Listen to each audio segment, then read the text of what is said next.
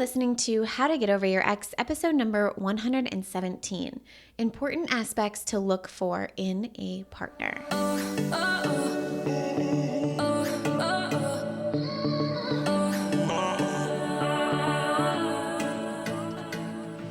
Welcome to How to Get Over Your Ex, a podcast on getting over your ex without it just taking time.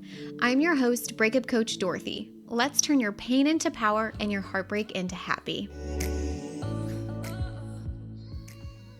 Hello, my beautiful Bravehearts. Happy Monday or whatever day you are choosing to listen to this amazing episode on the How to Get Over Your Ex podcast.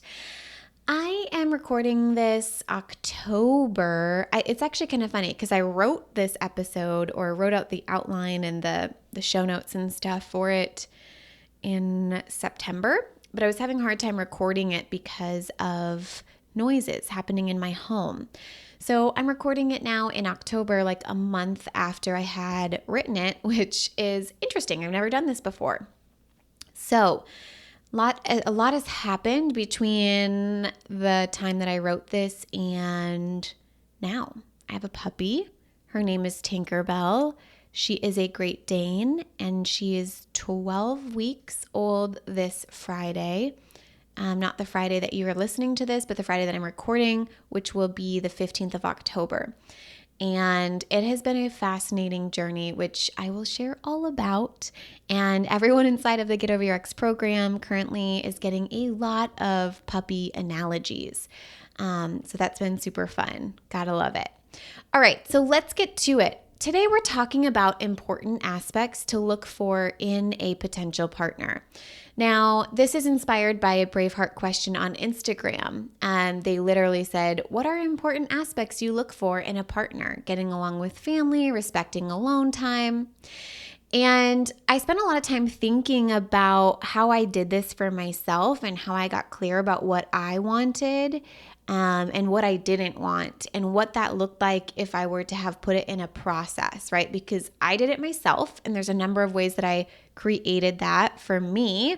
But if I could put that into a step-by-step process, what would that look like? So the first thing that I want to talk about is testing and trial and error. I think a lot of the aspects that I look for in a partner now are because of past relationships that I've had. I've had a number of past relationships. I did a podcast episode back in May of 2021 where I reviewed all of my exes, which was super fun.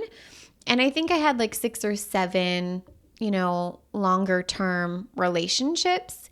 And so I gathered a lot of data and a lot of information about what I liked and what I didn't like, which was super duper helpful for me. So if you've had past relationships, even if it's only one past relationship, I really urge you to look at that in a way where you get to explore, what did I like about that relationship and what did I not like about that relationship, and get really clear about not necessarily the aspects that your former partner had, but what were the things that you really enjoyed, right? What were the things that you really enjoyed in that relationship?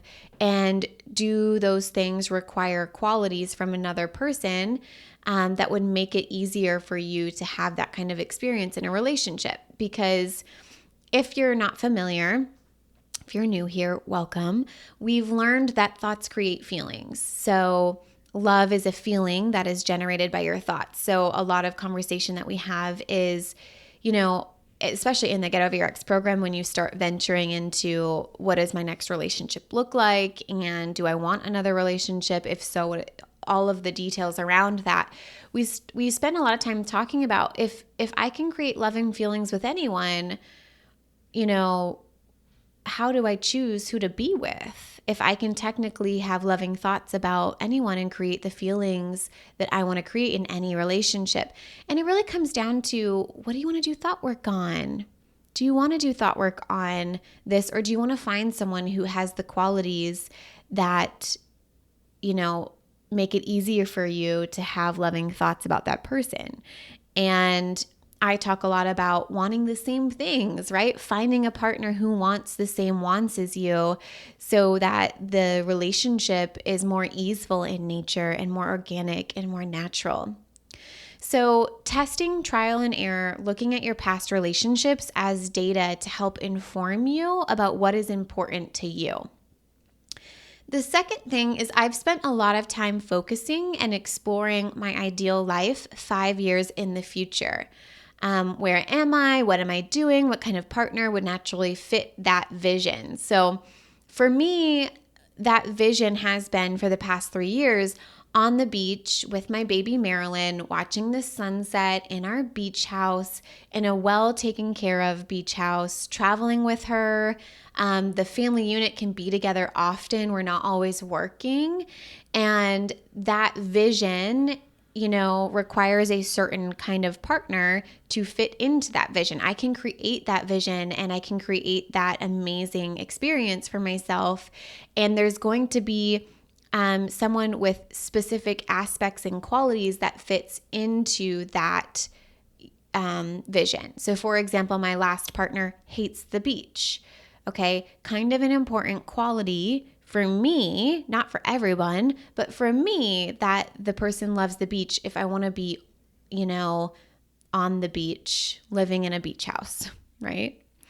Now, the other thing that I think, so that's step 2, right? So number 1, first look at your past relationships if you have any, of what did you like, what did you not like, looking and exploring that. Secondly, spend some time focused on what does your ideal life look like. So if it's 2021 right now, that would put us at 2027. I hope I'm doing math correctly. And it's like at 2027, where are you? What are you doing? What's surrounding you? What kind of life do you live? And think about the qualities of a partner that would naturally fit into that vision. Number 3 is other people's relationships that I loved. I spent a lot of time exploring what are, people, who are people that I look up to and love their relationships. If you're familiar with Katie Hearn, she's like this fitness inspo who she's so cool. She has like 1 million different brands. Her and her husband own all of these different brands. She's on Instagram. And again, like I only see the highlight reel of their life, but I love looking at their relationship and their dynamics and how they treat one another and how they interact with each other. And I'm so fascinated by that. And so I look at that relationship and think about the aspects or the qualities that I see in both of them. I also look towards my cousin Jill and her husband. They don't have a perfect relationship, and I get to see the ins and outs of both sides, like the highlight reel as well as like the not so perfect situations, but I still love their dynamic and how they're partners in crime, and they were just so there for one another. It just blows my mind. So I also take aspects and qualities that I love and enjoy from them and think about that for myself and my future partner. And then the last thing that I want to mention is I look at other people's relationships that I wasn't super fond of. My parents was a great example of this, and taking a look at what was their relationship dynamic and what qualities and aspects did they have that I wasn't super excited about or thrilled about.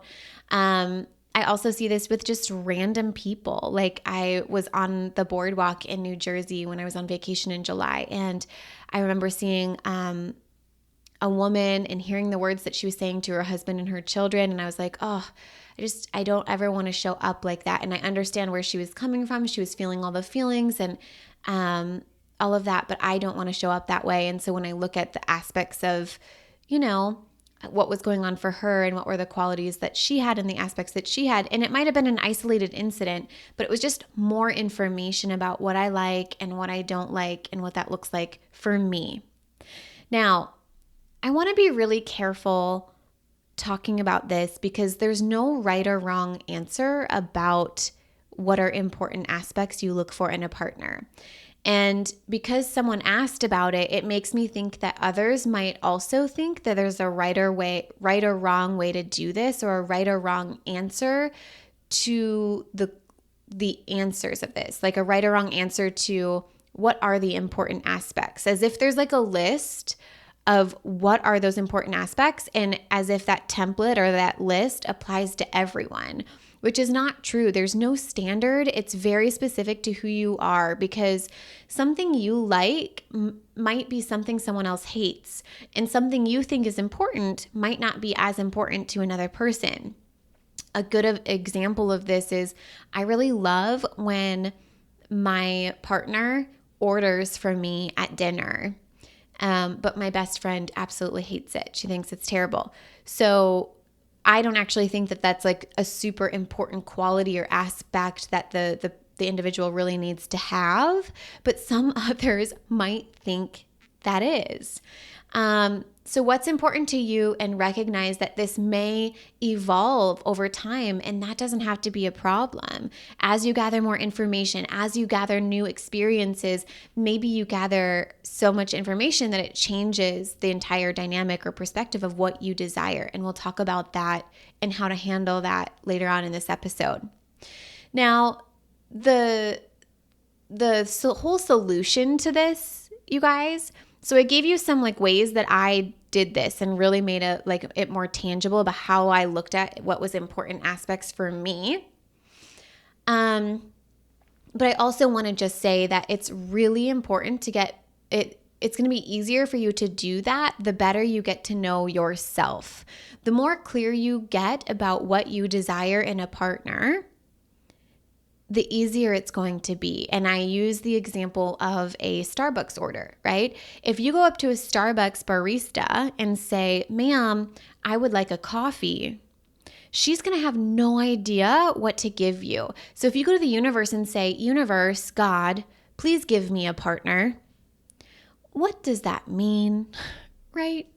We've got to be really specific, right? We walk up to the Starbucks barista and say, "I would love a brown sugar oat milk drink grande, please." Very specific, and I get a very specific result back. I get the exact brown sugar oat milk drink grande. I get that back.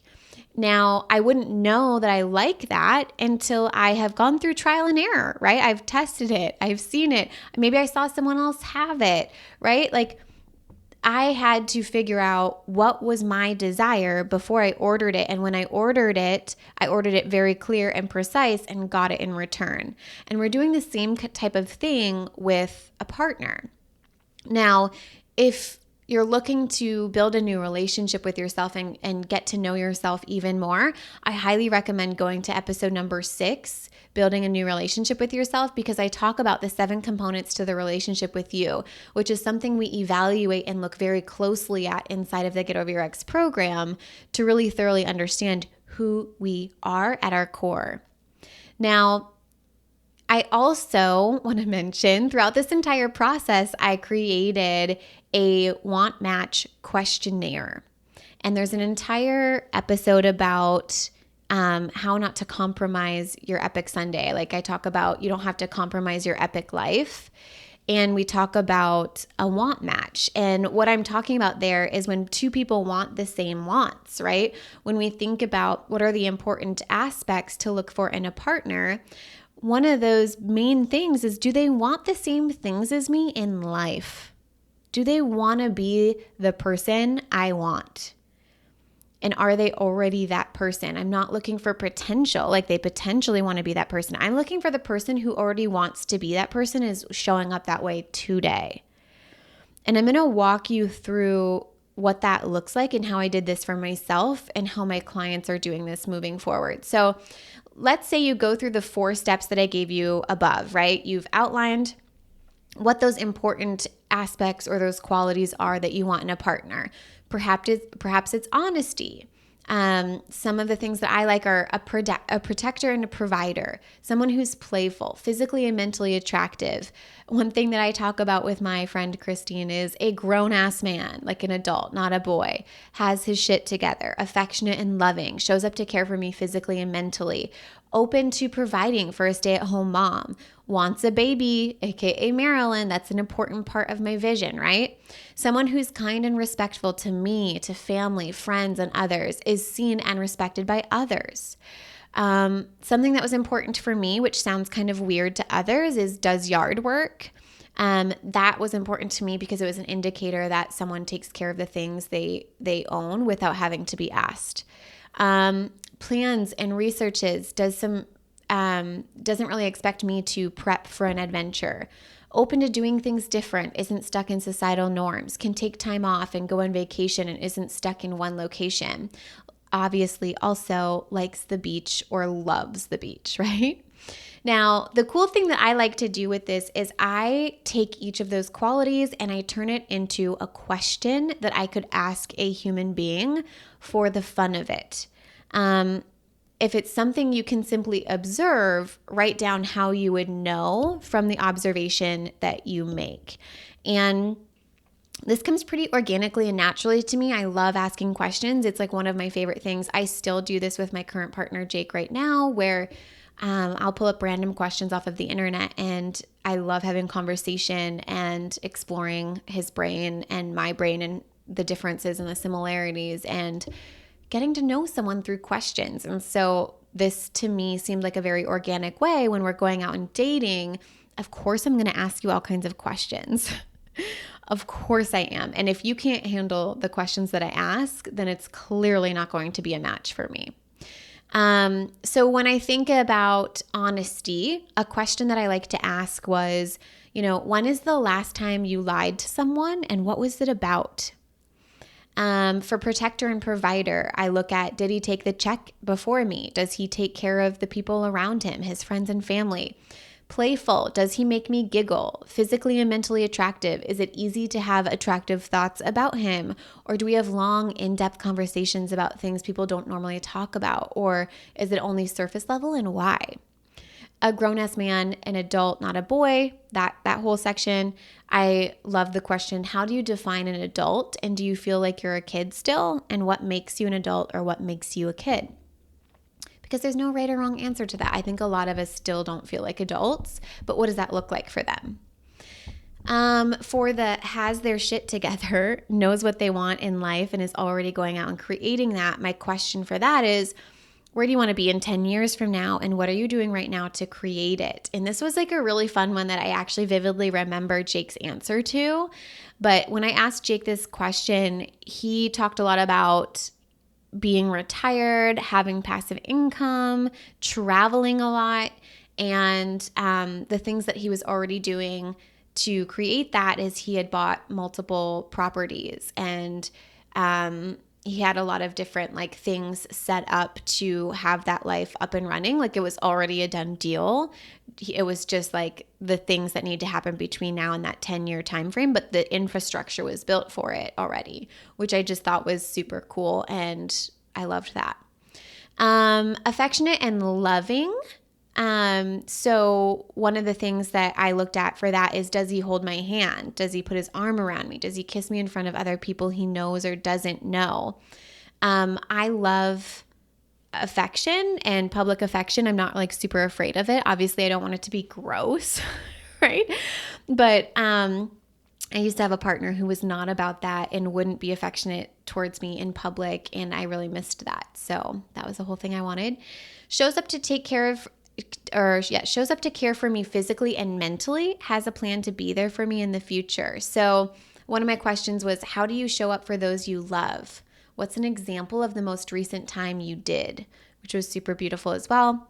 Open to providing for a stay-at-home mom. This was a very clear-cut question. Are you open to providing for your family when you have children? And then, do you want children, right?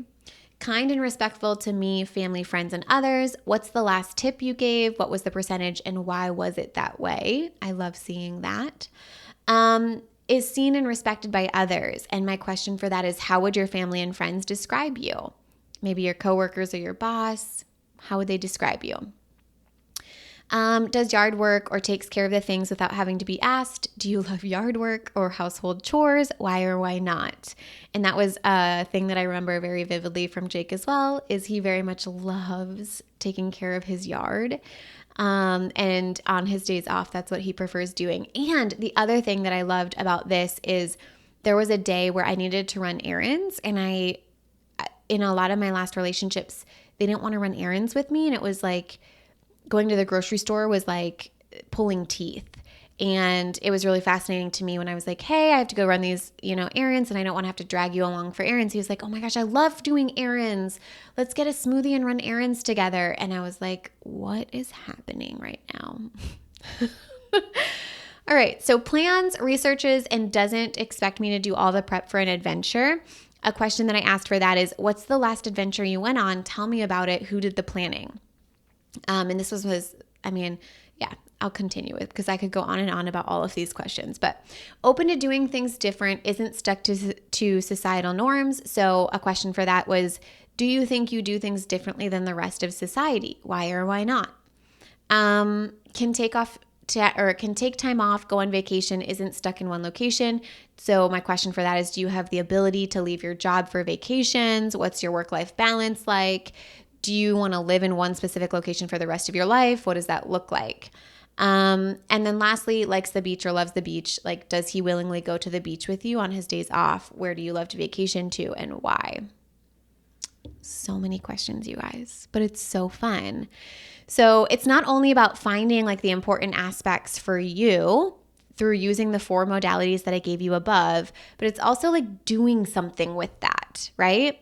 Now, this might be something you go through multiple times, and I strongly encourage you to do this every time you go through a breakup before you start dating. And I created different notes on my phone for each person I was seeing. And then also, just to mention, after I started dating Jake, my most recent partner, I reassessed this at the 6-month mark. So I went through while I was dating him. We asked all the questions. We talked about it. I thoroughly checked quote unquote, checked these things off my list. And at the 6-month mark, I took some time to check in with each of these and ask myself, honestly, are these still true for him based on his behavior in the last 6 months? And I also just want to mention, like, he knew I was doing this. It's really important to me that we constantly have a want match. And I've made that really clear in the relationship with him. And we check in, we talk about these things. Literally, we just had a conversation last week where he thought we had a significant disagreement in a want match. Ultimately, it was like a miscommunication, which is totally fine. But I love making this a part of our relationship and looking at, like, are we wanting the same wants? Have my wants changed? Have these important aspects changed? Do I still love the beach as much as I wanted to? Do I still want to take time off and go on vacation? Do I want to be in one location? Like, do these still stand for myself? And then do they still stand for my partner? And checking in with that was super important for me. So I really want to leave you with, though, in today's episode, that there's no wrong answer according to like what's important to you. What's important to you might not be important to other people, and that's not a problem. And the qualities that you love might look different than the qualities that other people love, and that's not a problem. This is totally up to you. And the number one thing that you can do for yourself when it comes to understanding what the important aspects and qualities are for you to look for in a partner is to get to know yourself better. The more you get to know you, the clearer all of this becomes for you, and you get to be more honest with yourself. All right, my brave hearts, I love you so much. I hope you have an amazing week, and I will talk to you later. If you're loving the How to Get Over Your Ex podcast and you want to learn how to get over your ex in 3 months or less to build a life better than the one you thought you had with your ex, I would like to personally invite you to my next group course where we take everything you've learned here on the podcast and apply it to your life. Come check it out at www.lifecoachdorothy.com.